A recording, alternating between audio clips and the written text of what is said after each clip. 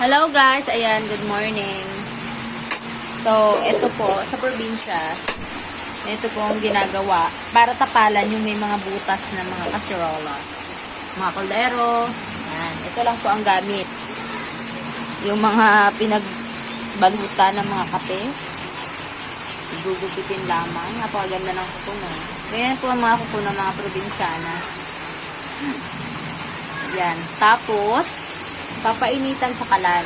Ganon. O, diba? Nakatipid. Tingin niya, ma. Ayan, butas. Ayun. O, tapos ganun na yung mangyayari. Masusunog na yung kaserola. Char. Ayan, o, diba? Nag-aapoy. O, yan. Pag mainit na siya, didikit nyo lang, guys. Dali!